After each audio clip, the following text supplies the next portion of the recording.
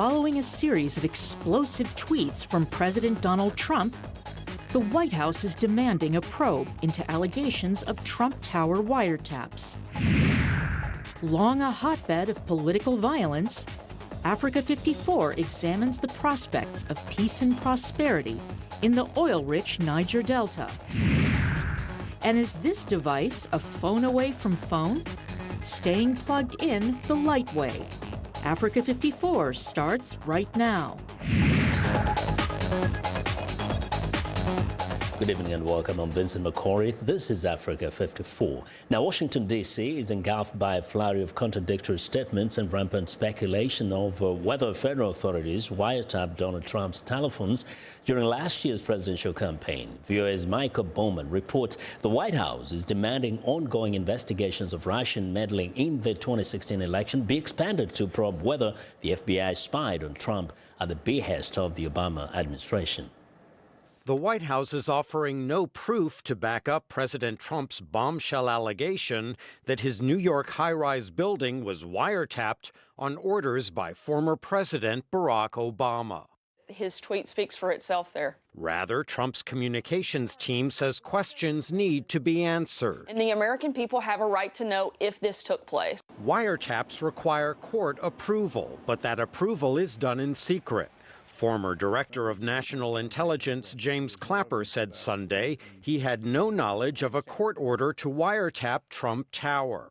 Others from the Obama White House derided any suggestion that the former president circumvented the law. It is false to say that President Obama ordered a wiretap of Trump Tower. This may come as some surprise to the current occupant of the Oval Office, but the President of the United States does not have the authority to unilaterally order the wiretapping of an American citizen. So far, Trump is not saying what led him to allege his phones were wiretapped, but U.S. lawmakers are weighing in. I'm very worried that our president is suggesting that the former president has done something illegally. Ironically, the president's tweets have intensified questions about possible links between his team and Russia. Courts authorize wiretaps based on evidence that suggests wrongdoing. I would be very worried if, in fact, the Obama administration was able to obtain a warrant lawfully about Trump campaign activity with foreign governments. At least one Democrat is raising another possibility to explain the president's allegation. He claimed this as fact. I think this is just a distraction to distract from this very, very serious interference by a foreign power on our democracy. The White House is expected to try to steer the nation's focus back on President Trump's agenda with a new executive order on immigration and a push on rebuilding America's infrastructure. For now, Washington is transfixed on the Russia probe, and the president is helping to keep it that way. Michael Bowman, VOA News, Washington. U.S. President Donald Trump is expected to sign a new executive order as soon as Monday that will become effective March 16th, suspending refugee admissions and banning entry to people from 6 countries. It is a revised version of an order in late January that banned entry to people from Iraq, Iran, Syria, Libya, Yemen, Somalia, and Sudan. Trump says the move was necessary to review the vetting process and protect national security. Officials say the new order will remove Iraq from the list, but the others will remain under temporary ban. A federal appeals court barred implementation of the original order. Legal challenges brought by multiple states could eventually be decided by the U.S. Supreme Court. Now, a temporary ban on refugees will also appear in the new order, but Syrians will no longer be singled out from an indefinite ban.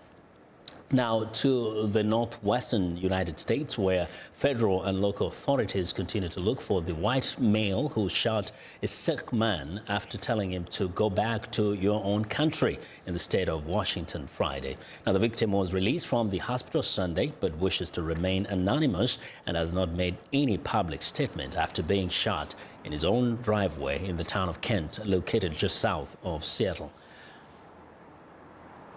Very disheartening to see the news that somebody was actually a victim of hate crime in a city that we have never felt that before.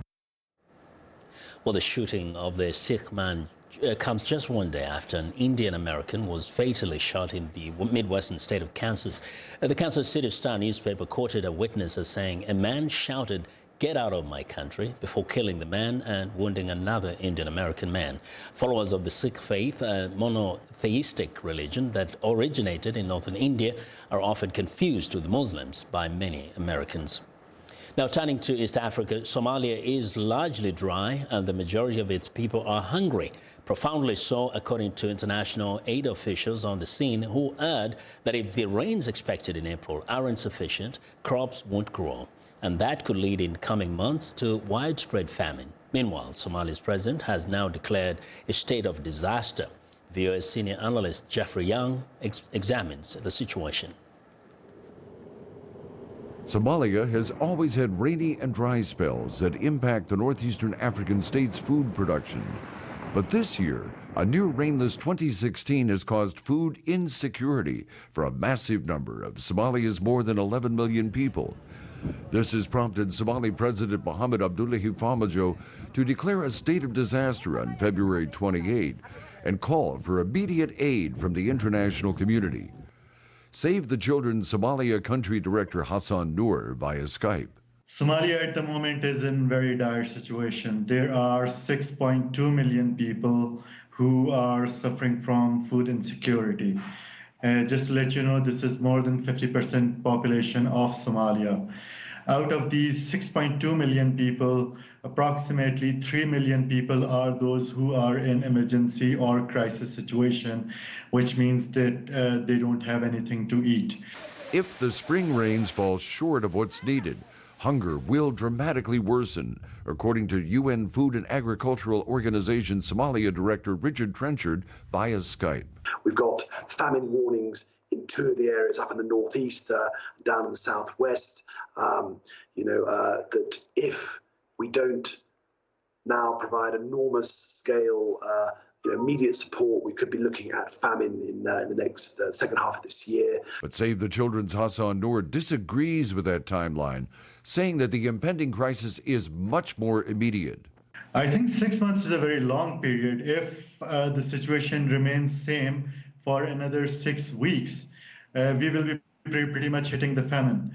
Somalia has known mass hunger before. In 2011, another extraordinary drought and widespread crop failures were worsened by the insurgency of terrorist group al-Shabaab and slow outside response. More than 250,000 people perished. Via Skype, the International Committee for the Red Cross Somalia Director Jordi Reich. The famine of 2011, where the humanitarian community in general and the international community as well was very slow in identifying this potential famine. The reaction was very, very late as well, and hundreds of thousands of persons ended up losing their lives. While aid organizations work on Somalia's immediate hunger needs, the nation's agricultural infrastructure remains a problem. Again, via Skype, the UN's Richard Trenchard. If you ask me what the number one important long-term spend is, it's got to be water. It's got to be managing the increasingly scarce water resources and also making sure we can put in irrigation systems that really allow those areas where you have really fertile soil in Somalia to really produce the food that Somalia so desperately needs. Along with better water capture, storage, and distribution, FAO's Trenchard says providing Somalis and others in Africa with more resilient crop seeds could help cushion the blow caused by climate change. But capacity building takes time, and by the day, more Somalis could die from hunger and thirst. Jeffrey Young, VOA News. Well, still in East Africa, South Sudanese senior military official who resigned last month has formed a new rebel group called the National Salvation Front. General Thomas Carrillo Swaka released a statement Monday declaring himself as the chairman and the commander-in-chief of the National Salvation Front. He says, and I quote, to restore sanity and normalcy in South Sudan, President Salva Kiir must go, unquote. The general says corruption, absence of basic services, and what he calls personalized constitution are among the issues which forced him to take up arms to fight the Kiir administration. VOA has obtained a copy of the mission of Carrillo's group, which outlines the many issues affecting South Sudanese. General Carrillo says human rights abuses, economic stagnation, and tribal loyalties are some of the issues that need urgent attention in South Sudan. Now, the number of migrants arriving in Italy by boat this year is at a record-setting pace. Far more people are attempting the dangerous voyage from North Africa this year than in the previous 3 years. That's according to Italian officials. The Italian Coast Guard says almost 1,300 migrants arrived in Sicily on rescue ships over the weekend after crossing the Mediterranean Sea. But a 16-year-old boy died on one of the vessels. Another 500 migrants are heading to Sicily and are expected to arrive in the next couple of days after being picked up from flimsy boats off the coast of Libya. Now, we want to know what you think about Africa 54 and the stories we cover. Join the conversation on Facebook. The address is Africa 54. We're also streaming our show live on Facebook, so check us out and share our show with your friends. You can also check out our headlines 24/7 on voaafrica.com. And find me on Twitter at VOA Vince Makori. Now, coming up, a big oil, environmental concerns, and political violence are the way forward in the Niger Delta. Stay with us.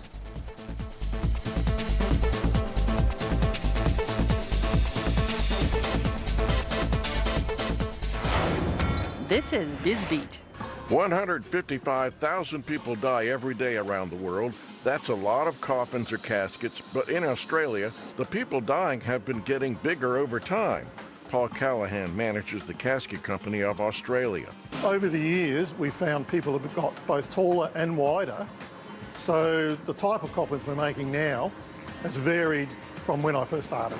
Depending on the style and finish, caskets here can be made in one day, but sometimes the newer, bigger caskets don't quite fit through the church doors. Carpenter John Petter says a lot of work goes into building one. I suppose I feel proud to see what we do and what it means to the family to have a nice coffin for their deceased. These days, more people prefer to be cremated, but the customized casket market is on the rise because everyone wants their own personalized case. For VOA's BizBeat, I'm Philip Alexio.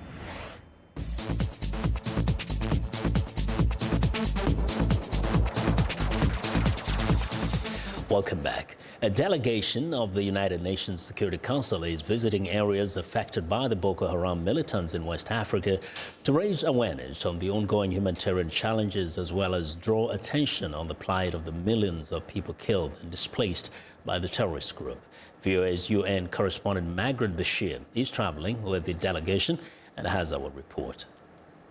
The UN Security Council is in Nigeria today, wrapping up a 4-day visit to the Lake Chad region. They started in Cameroon on Friday, where they traveled to Marwa in the far north and met with IDPs and refugees there to understand the situation a little better. From Marwa, they went on to N'Djamena in Chad. They had a briefing by the multinational Joint Task Force commander. That task force is made up of the 4 Lake Chad region countries and Benin. They have about 10,000 soldiers on the ground fighting Boko Haram. The commander told them that the group is on the back foot and they have been substantially degraded militarily, but that they still pose a threat to civilians because of their capabilities with suicide bombers primarily. From Chad, the council arrived in Niger, where they met with President Issoufou, and from Niger they arrived here in Nigeria, starting in Maiduguri in the far north in Borno State, where they met with IDPs in a camp up there. And today they're in Abuja, where they're meeting with ECOWAS and the Vice President. I think the main takeaways so far from this trip have been that this is really a multi-layered crisis. You have a security and protection crisis related to Boko Haram, which has now turned into a humanitarian crisis because of the substantial food shortages in the region. Then you have a massive displacement, and from that you have the countries are coping here with the effects of climate change, with a conflict in Libya, where we heard everywhere we went that foreign fighters and weapons are flooding these countries from Libya and also from Mali, posing additional problems. And then you have, on top of this, the recession in Nigeria, the strongest economic power among the countries in Lake Chad Basin, and their recession is really affecting the economies in the other countries as well. Well, a senior Nigerian military official says the cause of the accidental military bombing of a displaced persons camp in the country's northeast in January was a result of an incorrect coordinates. Nigerian Major General Leo Hirabor told a visiting UN Security Council delegation Sunday the January 17th bombing in the town of Ran, which killed 236 civilians, was a grave mistake that was the result of faulty information. At the time of the attack, aid distribution was taking place and many women and children were killed, as well as at least 9 humanitarian workers from the Nigerian Red Cross and the International Committee for the Red Cross. Well, Nigeria's Niger Delta region has long been a hotbed of political violence. At the heart of the conflict is oil. It's driving tensions between the government and anti-oil insurgents and foreign oil companies. Large-scale crude oil extraction has damaged the environment and left many Deltans without a livelihood. Africa 54's Haiti Adams Fitzpatrick has more. Most of Nigeria's oil production flows from here, the Niger Delta, up to 2.5 million barrels a day, destined for the United States and countries in Europe and Asia. But most of the wealth created from oil does not flow back to the people who live here. Poverty remains widespread. Air pollution and oil spills make things worse. It's a combustible environment that fuels ethnic tensions and militant group activity. And then coupled with that, you have, unfortunately, a weak governance system and a weak government that over time has been unable to hold the oil companies accountable, and over time has been unable to properly implement policies to ensure that the needs of the people, the needs of the citizens are properly met. One oil company says a new approach is needed. Research funded by Chevron suggests that community-led economic development programs could be more effective than those run by the government. Adrienne Gifford led the research team in the Niger Delta. She says the private sector is a key driver for development. They're doing it in ways that equip people with that knowledge and that capacity. There's not a lot of jobs to be had in oil. There's not, so many things are automated, but they're actually looking at jobs in agriculture, jobs in entrepreneurship, jobs in water and sanitation and hygiene, something that can create more jobs for more people locally, and how to support that environment, and bringing in all of the stakeholders that are needed to make it happen: government, local civil society, and nonprofit organizations. How do you bring to the table militants who are saying foreign oil companies have to leave the area? Around the world, people are getting involved in things that are harmful to their communities because they don't see another option. So when you provide another option and you give them that opportunity, that's given a better choice, they'll take it. It's about giving people a window to another opportunity, and then once they are provided with the skills and the know-how, usually when they're given an alternative, things change. The big picture goes beyond the Niger Delta. It involves the relationship oil companies have with the places where they extract oil in Africa, and the implications that has for the governments and communities involved. On the regional scale, we can't afford a major crisis in Nigeria because the entire West Africa region will suffer for that. Nigeria itself, too, as well, cannot afford going into another major crisis with the Niger Delta, because what we see in the northeast with Boko Haram, the government doesn't have the capacity to handle something at that scale again in the Niger Delta. Onubogu says it's up to Nigeria's government to find ways to work with the private sector and the people to bring change in a place where prosperity, politics and peace depend on each other. Haiti Adams Fitzpatrick, VOA News, Washington. Well, Libyan armed forces in the eastern part of the country launched several airstrikes over the weekend against militias who seized oil terminals on Friday. Libyan troops from the east are accusing Libyan troops from the west of beginning a civil war. The strikes hit vehicles and targets in the area around the Al-Sadra and Ras Lanouf terminals, where at least 9 soldiers were killed in Friday's attack that drove out the army's troops despite earlier airstrikes supporting them. The army has deployed more forces in preparation for a counterattack to drive out the militias known as Benghazi Defense Brigades, which comprise former rebels and Islamic militants. Now, the oil terminals have changed hands in the past 3 years. heavily impacting production that had reached 700,000 barrels a day in February. Well, it's now time for a short break. Still to come on Africa 54. A high-tech startup proposes a simple solution to digital overload. We'll be right back.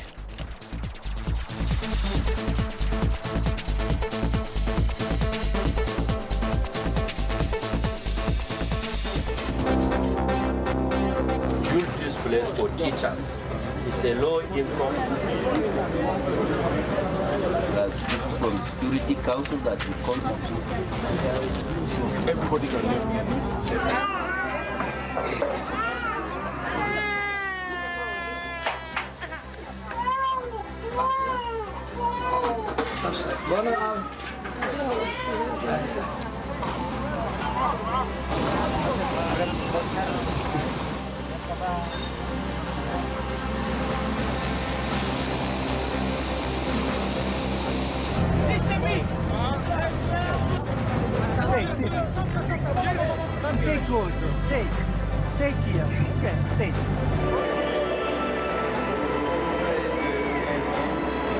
Déjà, quand je suis arrivée, il me fallait une réintégration.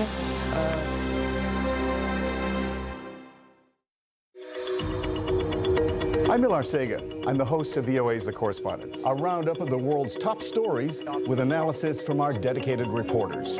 It's really a conversation the same way that you would bring a friend to your home and ask them what's going on. And our correspondents will do that and answer those questions through their own eyes. That appears a false choice in more ways than one. We can't actually put you there, but we can come pretty close. In 30 minutes, we'll show you the world.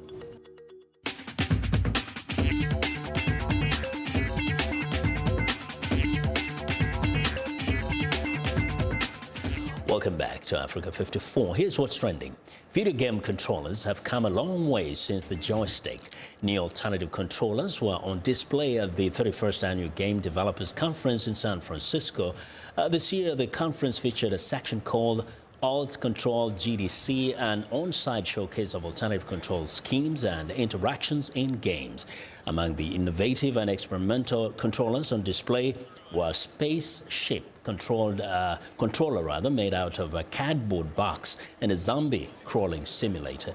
New hand and motion controllers for use with virtual reality were also featured throughout the convention floor. And in other tech news, Meet Light Phone. It's one of the most simple mobile devices being exhibited at the Mobile World Congress in Barcelona. But for the creators of this small, slim credit card-sized device, that's precisely the point. A New York-based startup Light Phone created this white phone to give people time, not greater connectivity, content, or apps. Now, Light Phones carries a small SIM card and works by answering forwarded calls from owners' smartphones. The idea being owners can leave their main device at home and get some digital downtime, knowing they can be reached if necessary. Well, and finally, lollipops depicting the likeness of Russian President Vladimir Putin have appeared in the candy shops of Yekaterinburg, the capital of Russia's Ural region. Each lollipop costs 77 US cents and have recently grown in popularity. So who's buying the Putin lollies? According to the owner of this shop, typical buyers are middle-aged people, usually civil servants or journalists. He adds that his lollipops are apolitical and that they have nothing to do with the campaign for next year's presidential election. And that is what is trending today. Now, the Pan-African Film and Television Festival, FESPACO, was celebrated in Ouagadougou recently. My colleague Roger Muntu sat down with reggae artist Alpha Blondy, African mega artist who was invited to the festival. Let's take a look. The bottom line in this creation is love.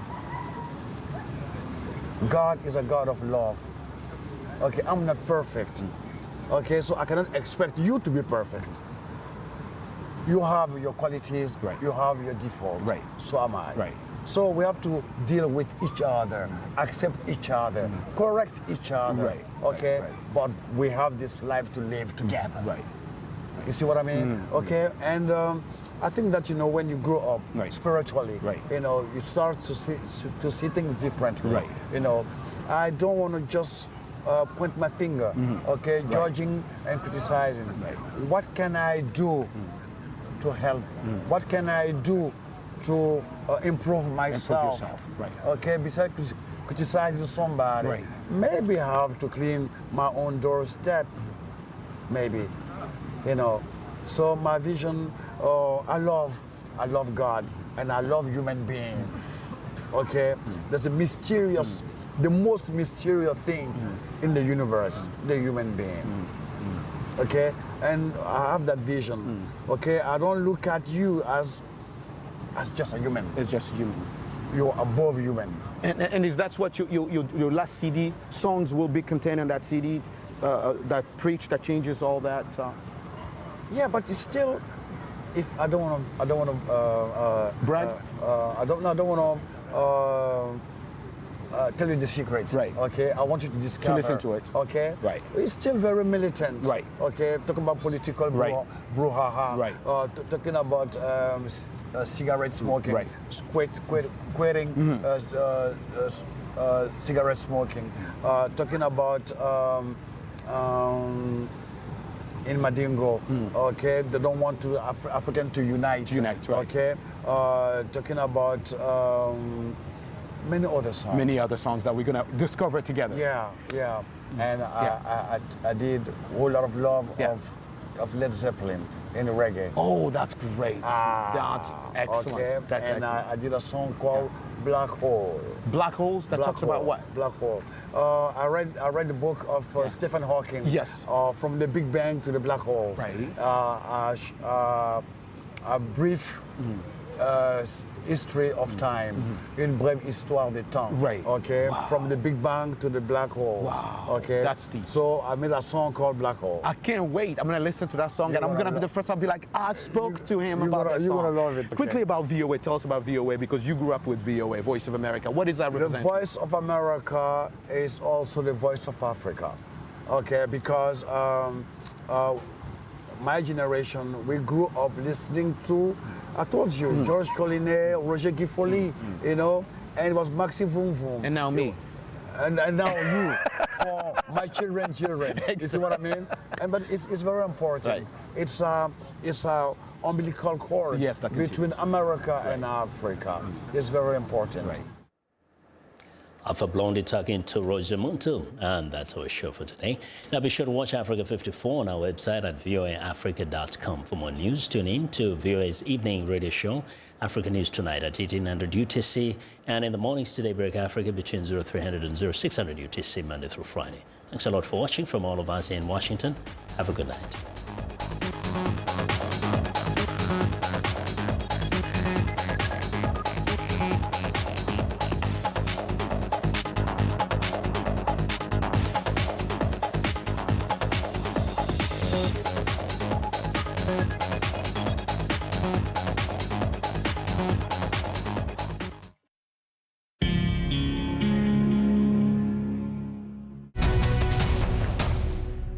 Welcome to the Voice of America's News Words.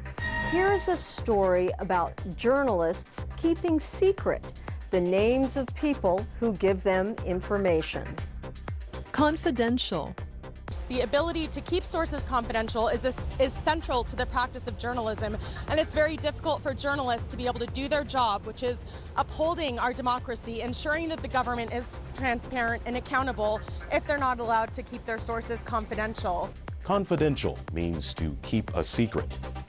Sometimes journalists keep secret the names of their sources to prevent them from getting into trouble. Friends also keep information confidential. Now, when you hear the word confidential, you will know what this news word means. Find us and friend us on Facebook. VOA Learning English.